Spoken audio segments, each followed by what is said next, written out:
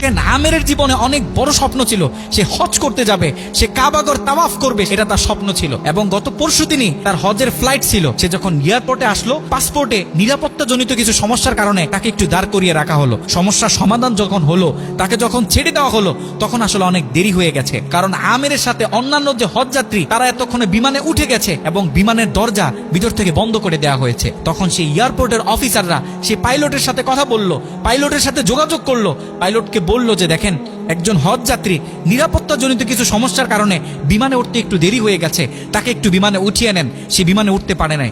তখন পাইলট স্পষ্ট বলেছে যেই বিমানের দরজা একবার বন্ধ হয়ে গেছে সেই বিমানের দরজা দ্বিতীয়বার কারোর জন্য আর খোলা হবে না। একথা বলে পাইলট বিমানটা আকাশে ফ্লাই করলো।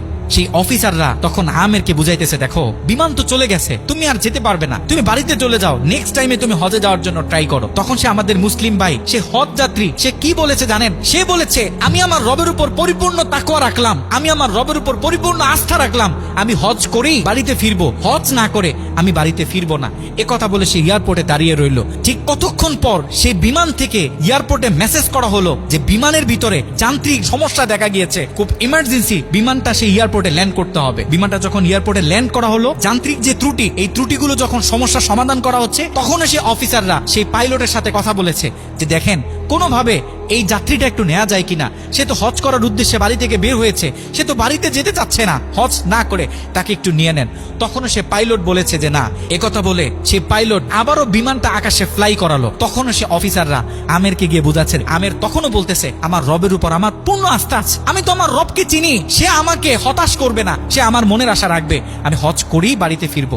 একথা যখন বলতেছে, এর ঠিক কিছুক্ষণ পরে আবারও সেই বিমান এয়ারপোর্টে মেসেজ করলো যে বিমানের ভিতরে এখন আগের চেয়ে বেশি কিছু যান্ত্রিক ত্রুটি দেখা গিয়েছে, বিমানটা আকাশে ফ্লাই করতেছে না, বিমানটা ইমার্জেন্সি, আবার এয়ারপোর্টে ল্যান্ড করতে হবে।